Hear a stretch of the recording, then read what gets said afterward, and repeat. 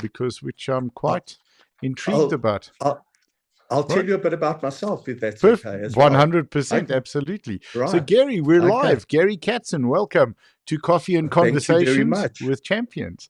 So, who is Thank Gary? you. Thanks for having me. Yeah, pleasure. So, Gary can be best described as a competitive strength athlete competing for well over 20 years.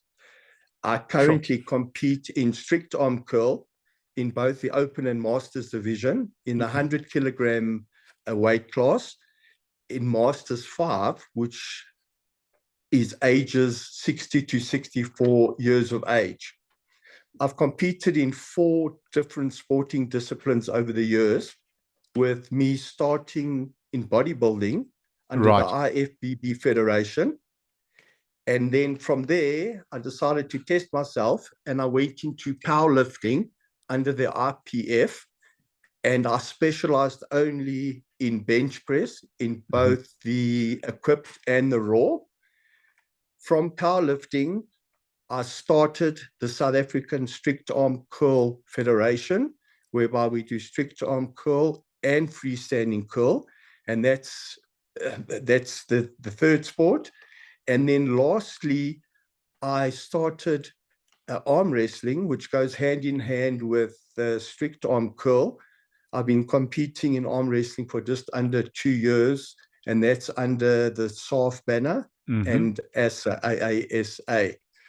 Um, so I've been fortunate enough to have competed and won in excess of 30 national titles over the various sporting disciplines.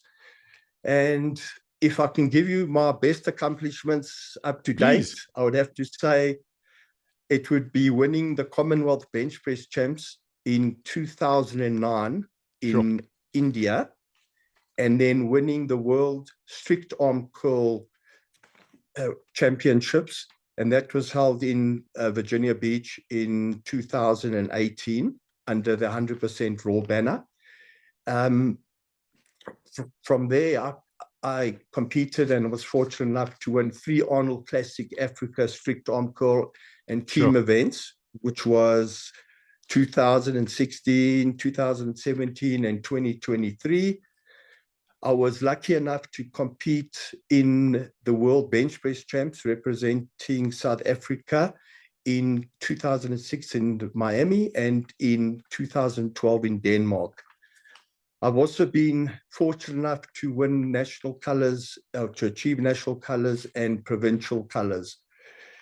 The other accomplishment would have to be me getting chosen to represent South Africa at the 13th Africa Arm Wrestling Games in Ghana, which was in 2024. So that's really a bit of my timeline in terms of my competitiveness.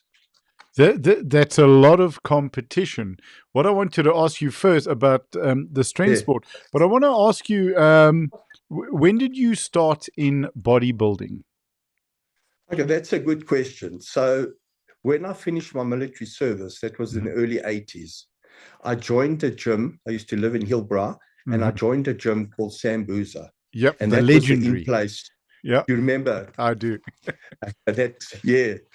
So I started my bodybuilding, or I'd say my career, and I did bodybuilding for several years, where I just tried to improve my condition, my strength, my size, and that's how it all started off. And years further than that, I decided, look, since I'm going to the gym all the time, I might as well try something competitive. And I thought, well, let's start off. And that's how it all began, with me competing in the bodybuilding and then moving on from there. Because if I remember correctly, and I think I'm going back to about 1989 or 1990, there was a bodybuilding competition in Johannesburg, I think quite close to the city center. I mean, this is nearly 40 years ago. So I think you competed in that, if I'm not mistaken. And so, yep. Yeah, you've got a great memory, I must tell you. So the first SA championship that I entered into was in 2004. That was Okay. actually the first time I started competitive bodybuilding, was in Okay. 2004. All right. Yeah. Okay. So, because I'm going back quite a little bit before that, showing my age. I know it sort of gives our age away a little Yeah, bit, you know. 100%. So, what is it about competition that you love? Look, I love competition, firstly, for the people that take part in it. Mm-hmm. It's a competitive Sure. sport, but it's a very friendly sport. People are very friendly. They like to help you. And I like competitive sport because it gives you the opportunity to try and better yourself, not only in the gym, but as a person as well. So from confidence building to creating a healthy lifestyle, I think that all falls part of the bodybuilding, powerlifting scene that's out there. Absolutely. And I think with regards to the powerlifting and the bodybuilding, do you find the two communities similar, or on the day the bodybuilders can get a little bit more sort of insular and restricted on the Yeah, competition day? I think that's purely because they're that hungry, but yeah, that's a good point. Look, in my opinion, the bodybuilding and powerlifting are two separate sports. yeah. In powerlifting, you're not worrying about your aesthetics or your lean body mass. You're really looking, to get your body symmetrical, your diet right and all of that. And with powerlifting, it's exactly the opposite. A lot of athletes, as you know, they follow a strict diet, but others Mm. eat whatever they want because they find the more you eat, especially your protein and your carbs, the stronger you become. Yeah. So I think there is a difference. I don't see really, other than picking up weights, any similarities between the two. The two. I think sort Yeah, of the power lifters as physically strong as possible on the day of comp, where with a lot of the bodybuilders, the guys are actually quite weak because they're so depleted and dehydrated correct. just to get that paper thin skin and show off their hard work. Yeah, look, I mean, they're dropping their water, Yeah. so you can just imagine how weak they are. Yeah. And that's why I know the bodybuilders, after a show, love to, have a huge meal and Yeah. enjoy that. Yes. Yeah. Where with the powerlifters, it's before after the weigh-in, you're going and eating everything that you want and Yes. Well, look, having a feast. especially if you've made weight, Yeah. then it's always Yes. nice to go and eat. It gives you time to get ready for the competition. Yes. So how have you seen the sports evolve over the last few decades if we're looking at bodybuilding and powerlifting in South Africa? Well, in my experience, the bodybuilding has definitely come a long way. There's a lot more federations. There are a lot more competitive bodybuilders that have come into the sport, whether it's amateur or professional. And I think that the bodybuilding side of things, there are more females getting involved in it. People are taking their diets more seriously and their training routines more seriously. So yeah, that's just in my opinion, Okay. right? So I think the guys, particularly with the bodybuilding, they're working on maintaining their diet and their nutrition throughout the year, rather than trying to cut very quickly and bring it down from a bad diet back in the day. Maybe a lot less alcohol use, Yeah. a lot stricter.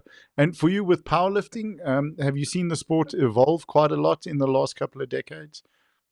Yes, I do believe there are many more competitive athletes. Um, I think majority of them are in the IPF federation, even though I know there are other federations Hmm. like 100% Raw, and there's a lot of other ones. But yeah, powerlifting, in my opinion, has come away. The athletes have definitely got stronger. So I believe they've been training in different ways, maybe lesser reps, heavier weight, Hmm. their diet, maybe taking specific type of creatine or any other type of um, protein shakes and etc. that can try and enhance their performance naturally. Yeah, 100%. Tell us a little bit about strict arm curl. So why did you start it, and what was the appeal for you? Okay, so strict arm curl, the appeal to me was the fact that arm wrestling and strict arm curl go hand in hand, because arm wrestlers have got very strong biceps and they train their biceps. And in 2015, I brought the concept of strict arm curl into South Africa from both Europe and from the USA. And strict arm curl is a strength sporting discipline focusing on bicep curling the heaviest weight possible, utilizing the strictest form. The athletes use a specific bar, which is an EZ bar, with calibrated weights. The lift itself is performed on a platform with a backboard, and the rules state that your shoulder blades and your buttocks must remain firmly against the backboard throughout the lift. And with strict arm curl, there is no leg or hip movements that are allowed. Right. Your feet also must remain 12 inches away from the backboard, which makes it very hard to try and use momentum, because it doesn't work. Right. It's very similar to a lot of other sports like weightlifting, where we have 3 referees, a head referee and 2 side referees, where the head referee gives simple commands like curl, down, and rack. And then your side referees, they look out to ensure that the feet are in the position, that the legs and the knees are locked out, and that their shoulder blades and their buttocks remain firmly against the board. Also, in strict arm curl and freestanding curl, like all other sports, there are certain rules and regulations. For example, when you're curling, you have to use a rising bar. The bar cannot go down, otherwise you'll get failed. You have to ensure you wait for the commands itself. You cannot allow yourself to have any feet movement whatsoever. And yeah, there are a lot of different rules that go with it.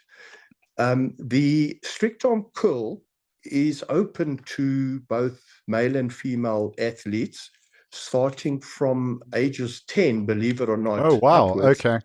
So quite a bit younger than 14 in the IPF, as an example.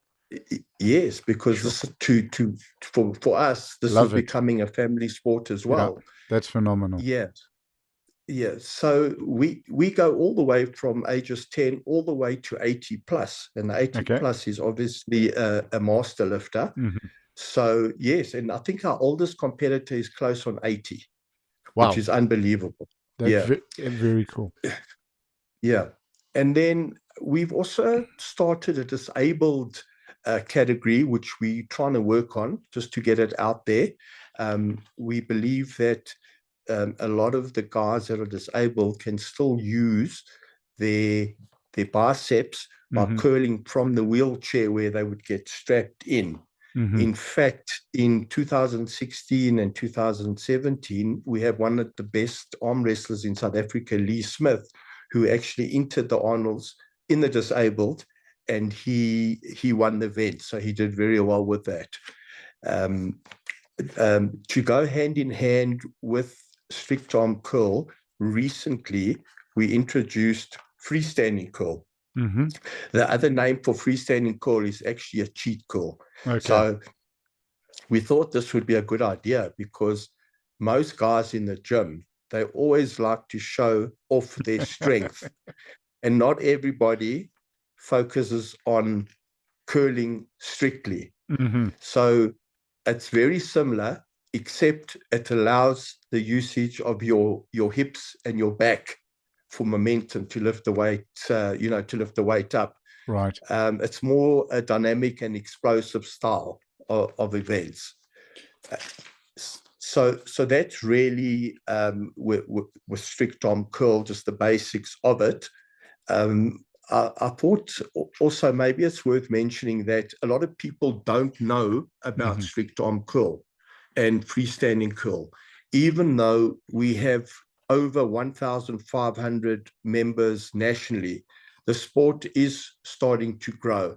So we are running just to give you an idea, we're running our national strict arm curl and freestanding curl in June. It will be in the same venue that WPC Powerlifting is having their nationals. Right. And we have athletes that have qualified and they're ready to compete, and everybody's training towards that. And then we have another huge announcement, which we actually have made already, and that is South Africa. We're hosting the first ever South Africa World Strict Arm Curl Champs. And this will be in conjunction with WPC, which is the World Powerlifting Congress. They also having their world champs. So we'll be in Durban in November, competing at the Noma Hotel. And we are hoping to have athletes not only from South Africa, but the rest of Africa, and hopefully countries around the world. We've already started getting interest in athletes from the European and from the American athlete. So yeah, we look forward to that. That's absolutely fantastic. What I love about the idea of the sport, where it's something quite specific.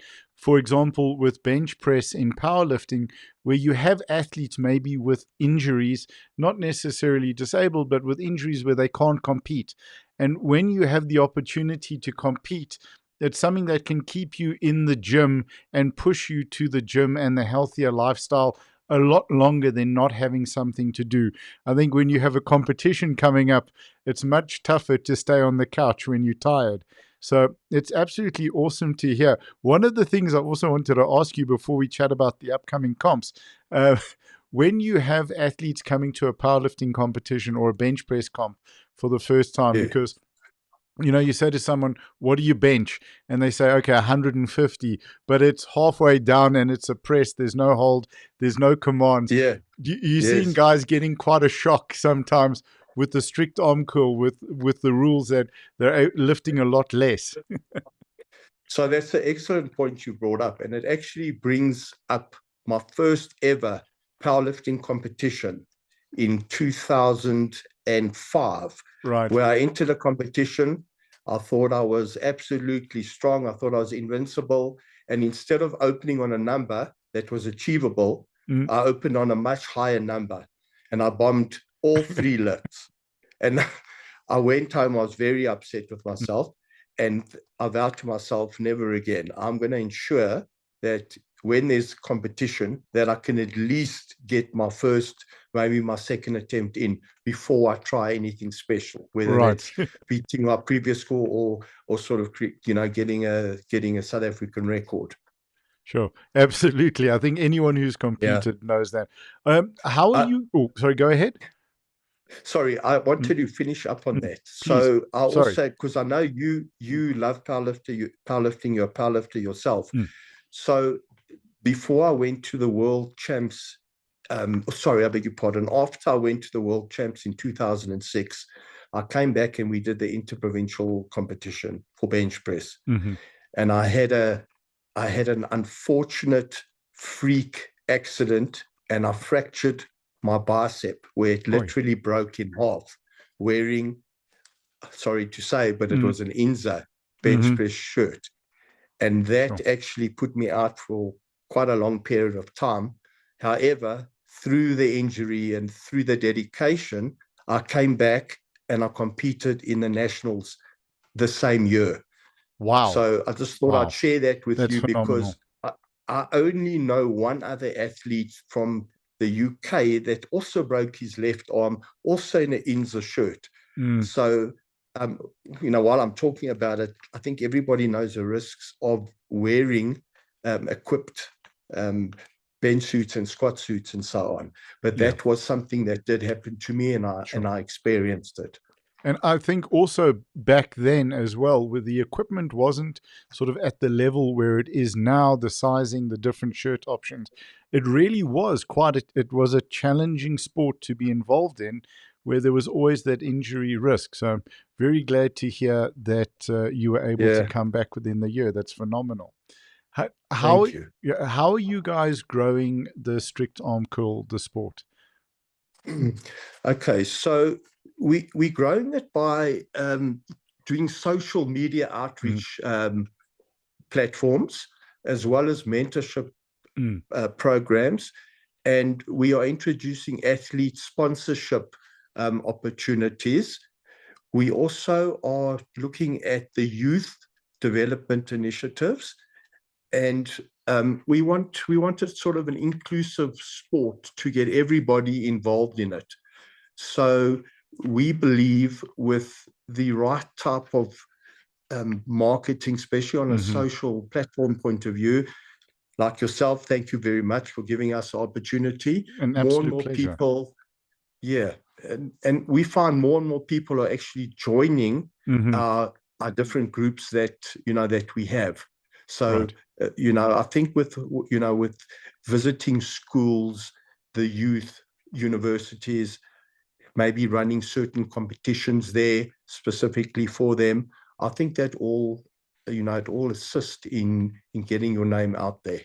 I think, what is the equipment that's involved? Because I know, chatting to athletes around the world, but particularly in South Africa, where equipment is very expensive, your SBD singlets, your belts, your shoes, if you're going equipped, it's very expensive. What is the equipment that's needed for strict arm curl, and for even for the cheat curl? Yeah. Sure. So with strict arm curl being a new sport, and with a lot of the athletes' budget being sort of restricted with what they can purchase, we give the option of them purchasing unitard or singlets, which you use in powerlifting. And from an equipment point of view, we're really talking about wrist wraps that they can use.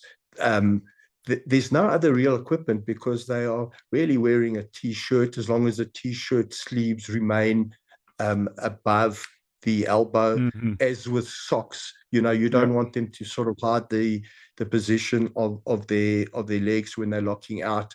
So when it comes to strict arm curl, if somebody's going to invest maybe in a similar type of powerlifting shoe, like a bench press shoe, that would cost them. But generally speaking, the equipment, which is covered by the federation, does not involve the athletes getting involved. So it's a very cheap entry form. Sure. The only cost to the strict arm curl athlete would be the yearly affiliation fee, which is reasonable at 260 Rand. And then when there's a competition, they pay an entry fee like any other competition. That's absolutely fantastic. So it opens it up to a lot more South Africans who want to get involved, where there's not that barrier to entry with the cost. And I think the federation fee is very reasonable. Yes, that's really fantastic. Yeah. I must say, at this stage, with us trying to grow the sport, we want to get it to an international level where we can start hosting international competitions, like with 100% Raw in the US and in Canada, to try and actually get other countries to visit us, not only coming to us, but we'd also like to get there. But as you know, with powerlifting or arm wrestling, if you get chosen to select represent your country, you have to bear the cost of your tracksuit clothing, your green blazer, whatever it is, your air ticket, your food, hotel accommodation, and so on. So it is difficult, especially with a lot of athletes who might be better than the other athletes that are selected, but because of affordability, they're unable to go and compete at a top level. With wanting to grow the sport and sort of grow the international, I suppose, brand, and then also the competition options, let's chat about the two comps that are coming up now, and then sort of what are you looking to do for the future. So you mentioned the competition in Durban. I think you said July and then November. Can you tell us more about those comps? Yeah, sure. So starting with, firstly, we have a program that is made up at the beginning of the year, where we have approximately 12 competitions. The 12 competitions are run in the different provinces. We try and make it as fair as possible. And what we do with the nationals, we will rotate the nationals. For example, The last nationals was in Durban. The next one is going to be in South Africa. So, that is a way for us to give everybody an equal chance.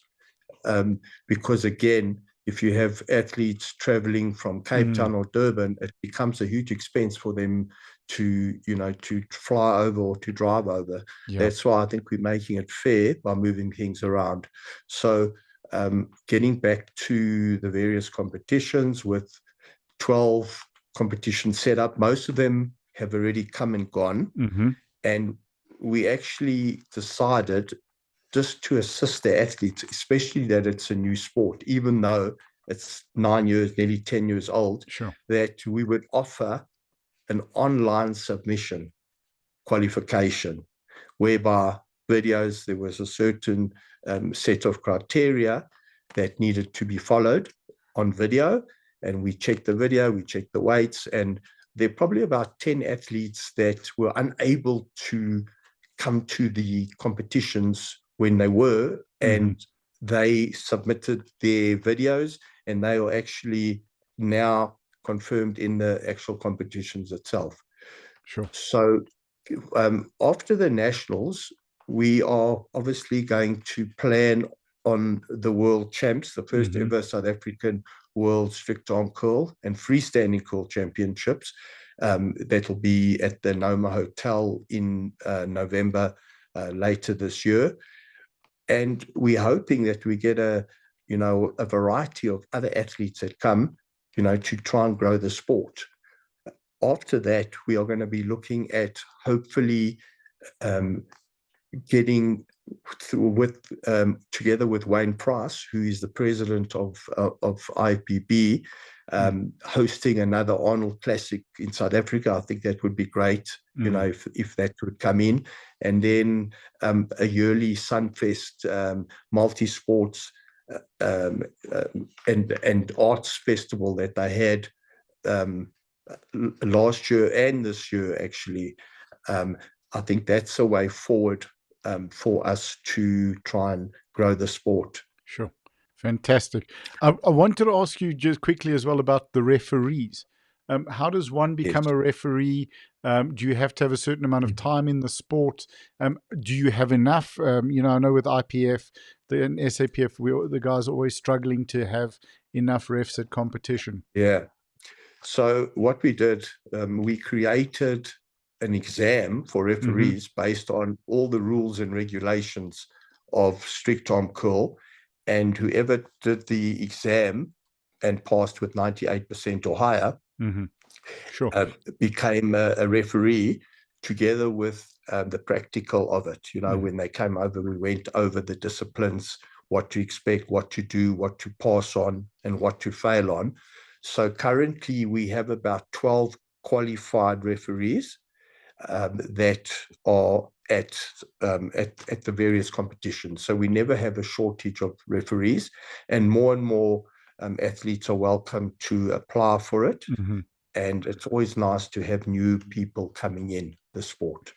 Do you make them wear blazers and ties in the hot venue? No, not at all. So not all competitions, but we do have T-shirts and certain clothing that gets manufactured, where they might have a strict arm curl, a logo of a strict arm curl T-shirt, just so they stick out a little bit, just from the general, from the general athletes and that. I also want to let you know, a lot of the athletes and the general public don't really know where to go to. So that's my next question. Yeah. Okay. So that's a good question. So there are a couple of gyms that offer the service of training the athlete in strict arm curl and freestanding curl. So the first one would be the Pitbull gym in the south of Joburg, the Sharper Image in Winchester in the south of Joburg, Natural Way, which is in Hillcrest in Durban, Team Elite Strength in Western Cape, and we have got Be Unique Fitness, which is in Polokwane. And then back in Gauteng, we have Barbell Bullies, which has a full powerlifting setup. You probably know my good friend Henk de Wet that runs it. So he's willing to offer. Laura runs it. Henk works for Laura. Okay. No, yeah. So I know Henk. We've competed for many years together, and he's really a nice, honorable what a special guy. man. Absolutely. Yeah. So it would be obviously the Bar Bullies in Sunning Hill. And then lastly, myself, I train at a regular Virgin Active gym in Morningside. So anybody who wants to reach out to me, I will not charge anybody to train. Sure. They're welcome. I'll help them with the program, whatever they need. That's very cool. Now, firstly, I think just to say that Virgin Active in Morningside is not an ordinary gym. There's some proper legends that have come out of there and that have worked there over the years. And some of them were even Arnold Schwarzenegger's mentor. So again, I'm showing my age how far back we're going. You're quite right. Now, Morningside, I think a lot of the gyms around here have actually, a lot of good strength athletes have come out of them. And just again, to touch on Barbell Bullies, their gym, I think you'll agree it's one of the biggest well-known powerlifting gym in Gauteng. And, I recommend that gym to anybody starting in powerlifting or strict arm curl and so on. 100%. I mean, absolutely spectacular. I know Laura just messaged me. They've got a comp coming up, I think in August, that we're going to go take some photographs of the athletes lifting and warming up. That we did that, and we might not live stream it, but we'll stream it to some of the big screens that they're going to be putting up, which is going to be a lot of fun. So I got to ask you, it's going to be epic. Are you getting live streaming done on the competitions yet? So the plan is to get live streaming done, minimum to run it on YouTube or on Facebook or maybe Insta. But we are looking at that, and perhaps I know you own the Emet media broadcast. We're volunteering. You're volunteering. Absolutely, that'll be great. The thing which not a lot of people sort of know my background, but I've been sober for 18 years. And one of the reasons that I'm so passionate about this is that watching an old Charles Atlas documentary is what helped me fill my time, because every night I used to go to the pub, the Keg and Beagle in Linksfield, when I was drinking. So when I started going to meetings with Dan Wolf at his rehab center, and I had to go home after those meetings. You couldn't go to the bar, and I had nothing to fill the time. So it was that Charles Atlas documentary, and then with some of the men's health stuff, where I started training, and that ultimately got me to open my gym and you start competing. But sport is so valuable, whatever that sport is, and competition, because I think, what we've been through the last couple of years, where we were forced to be on our own and people had challenges connecting, with the community that it comes from, whether it's bodybuilding or powerlifting or strict arm curl or arm wrestling, something that we're very, very passionate about. And that's why we love doing this. And we're grateful for you coming on and chatting to us. And, we'd love to do the live stream. So it's really, all of my guys who run our live stream have come through our development academy as well. Great guys from challenging backgrounds, and we've done that to empower them. So because it can change a person's life, and I'm sure you've seen that, Gary. Absolutely. Well, firstly, it'll be an honor to have you at a nationals or even at the world champs. It would be absolutely wonderful. And I was thinking as well, even though we similar in ages, maybe I can convert you to do a bit of strict arm curl. Because at my age, at almost 64, I'm still giving it a go out there, even though, I was a lot stronger when I was younger. I think I should try and get you involved, and I think you'll love it if we get you to give it a go. Sweet. I'm in, 100%. Okay, sounds good. I'll send you the information. Thank you so much. Absolutely. So on that point, if anyone does want to get involved, maybe they're not close to some of these gyms, they can just message you directly on Instagram. reach out to Yes. your So account? what I'd like to do, as sort of initiative is I am a qualified, certified trainer. I'm more than willing at no cost Sure. to work out a strength program for anybody who needs one. There's no cost. I don't personally, in the sport I've been involved in, I don't make any money for myself. I always like to give it back to the community. And obviously, the funds that do come in for entries, it sort of covers your basic cost of venue hire and medals and so on. But they can hook us up on, like I mentioned earlier, on the Instagram or under Facebook groups. If they go and join South Africa's Strict Arm Curl Federation, they can DM me there, and I'll gladly put something together for them. Sure, absolutely phenomenal. So, guys, you take advantage of it and I know the experience that you're bringing as well is invaluable, because I don't want to keep saying decades of experience to make you sound old, Well, but first, it's decades of let's be experience, real. 100%.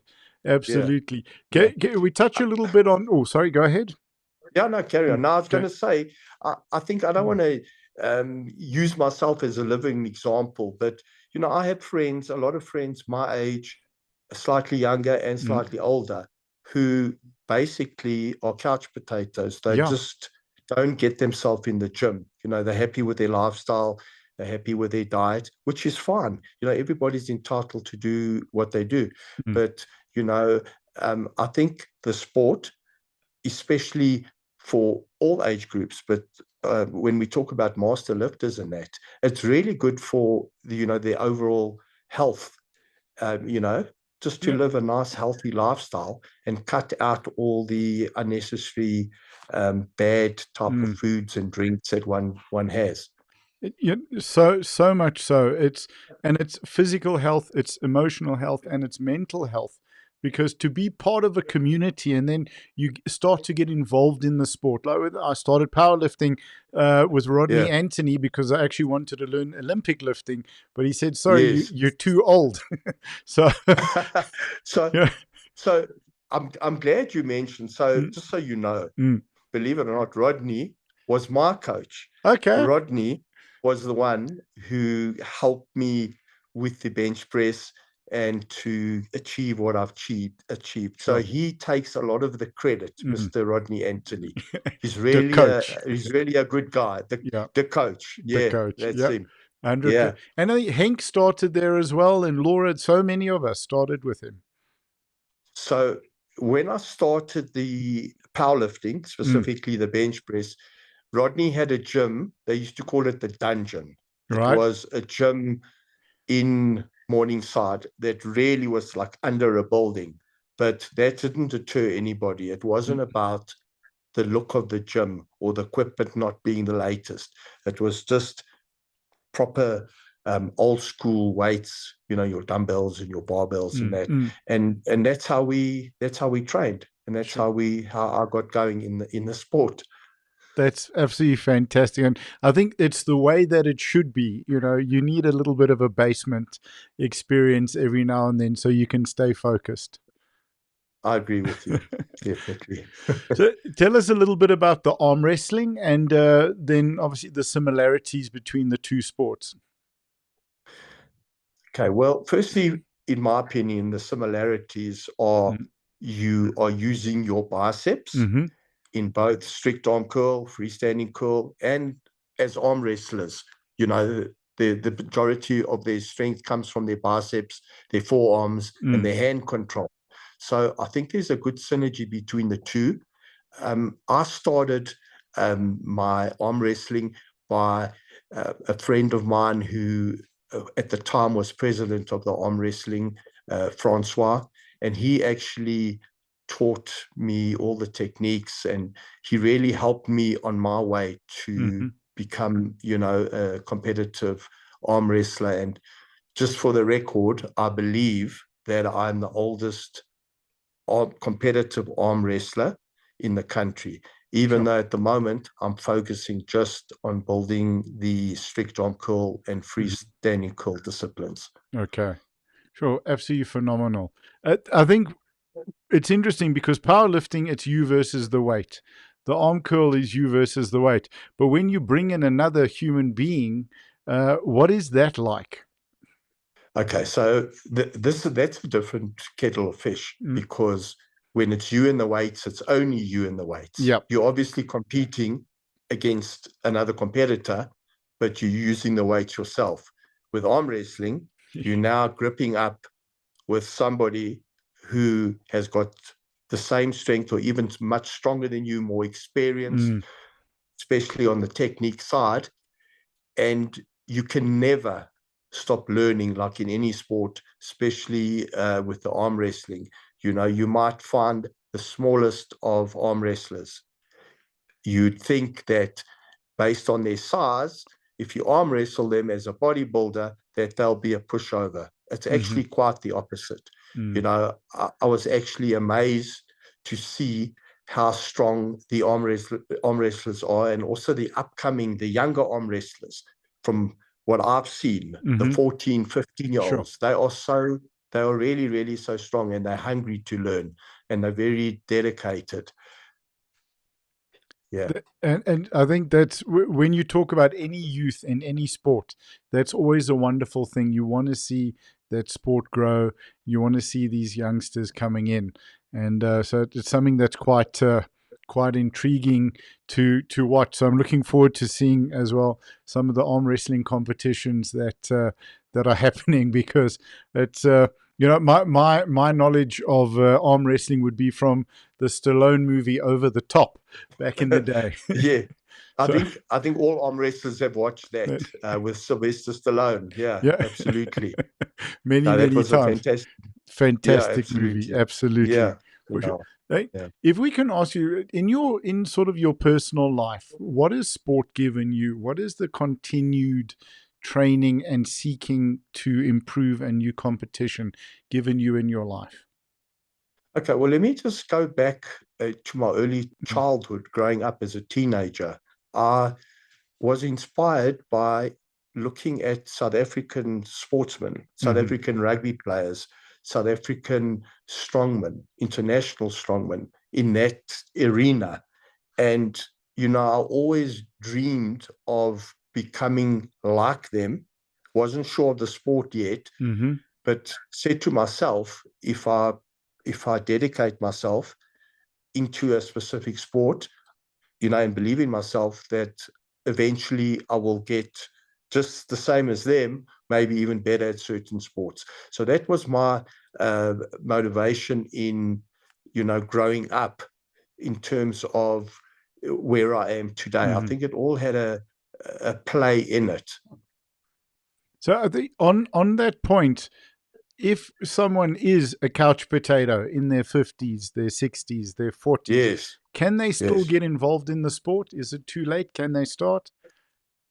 So it's definitely not too late. So strict arm curl was started in 2015. Sure. Just to mention to Mm. you, I'd like to just also mention that my partner, actually, in strict arm curl, Mr. Zane Eisen, he's actually the president of WPC South Africa. We started, he joined us and he became an executive member of strict arm curl. So it's a sport that I started, not, in my 50s, Sure. and I was able to improve on a regular basis. So I don't think age is a restriction for everything, provided you haven't got a back that's damaged or Mm. knees that are damaged. You could start this sport really at any age. You always, and I need to mention this, that Mm. when you're competing, you always compete in the same weight and the same age category, except if you enter, for example, a masters competition event. You are allowed in certain sports to also enter the open division. Okay. So the challenge for me is not only to try and do well in the masters division, but I generally always put my name down for the open, because I find that it seems more rewarding if you win a Masters, which is great, but if you can place in an open competition, it just gives you that extra that extra feeling of achievement. Right. Absolutely, for sure, sure. I think just as so usually Instagram restricts us to about an hour on the Right. podcast with their stream. So just as we start to wrap up from your side, is there anything that you would like to share or talk about? So I think, Nicholas, I must say you're very thorough with your interview. I've watched a lot of your Thank you. other videos and interviews, and I enjoy the type of questions that you ask, because nobody knows what sort of questions you're going to ask up front, which I think is nice. You don't want to have anything too pre-planned. So in terms of what we've discussed, I think I'm okay with everything. I look forward to working with Emet Media and yourself and getting you involved in strict arm curl, maybe freestanding curl as well. Yeah. So yeah, thank you. Thank you so much for having me, and then me representing, our EXCO members from South African Strict Arm Curl Federation. Oh, thank you, Gary. Is there anyone you'd like to give a shout out to? Does it have to be? Yeah. No, it can be anybody. Okay. I'm going to give a shout out to all the sportsmen that I know over all the sporting disciplines, sure, that I've become not only competitors with, but become friends as well. And then a shout out to my family, my two daughters, Paige and Danita, and my beautiful wife, Amanda. Big shout out to you guys. I must just mention quickly that in the early years, my wife and my daughter used to come to those competitions, which were sort of boring for somebody who doesn't compete. And they used to sit there and sit there and sit there. And, they deserve a medal for just being there and trying to, encourage us to do better with ourselves. Sure. I think that's thank you. Gary, that's such a great message, because it is like a shout out to the families that support the athletes. He said, like, it can get a little bit long sitting at a competition if you're not engaged in the sport. And you'll agree, especially in the heavier weight classes. Yeah. You don't go first. No. You always go last. Yeah. Exactly. Yeah. Absolutely. 100%. There's an argument for making the 74s in powerlifting, but that's not going to happen. But the heavy guys are the fun, who are the most, the guys who are the most fun. Absolutely, Yeah. And also the camaraderie, everybody, what I find, they are competitors, but everybody's there, and everybody tries to encourage you to do well. Nobody means bad that we know of, but it's nice to see that we sort of all come together, as a sporting fraternity and support each other. Instead of finding criticism for whatever that they're not happy with. Positivity, not only personally but in sport, is very helpful. To have a strong mindset. Be dedicated, be motivated, in both your personal life and your sports career. Sports is a wonderful way to fight, to test yourself and to challenge yourself and to push yourself and to develop in a safe environment where you can then apply those lessons in life. I know I've used it a lot over the years when I work at rehab centers with addicts, and using physical training to prove to them that they're capable of far more than they actually believed. So it's a wonderful thing. And I was listening to you, what you mentioned earlier, that you've been clean, I think you said, for 18 years. 18 years. That's actually a phenomenal achievement. You can really pat yourself on the back, because a lot of people just don't become clean and sober. So the fact that you've turned your life around is a good example for other people struggling with mental disease or whatever they're suffering from. In any type of problem that they might have, they can give it up. They can find a way to go forward and just function as a normal human being. Oh, spot on. And to fill that void with sport, with wonderful community and environment. And, no one, going to the bar And with all due respect to everyone who was a regular at the bar, but a regular at the Yeah. bar is just another name for a drunk. And everyone that was at that bar, no one's life was improving. No one was helping you grow and evolve. But in sport, as you said, there's always someone who's coming to you with, hey, have you tried this? Have you done this technique? Maybe drop your elbows in a little bit more, and everyone's wanting to make you better because they're all wanting to get better.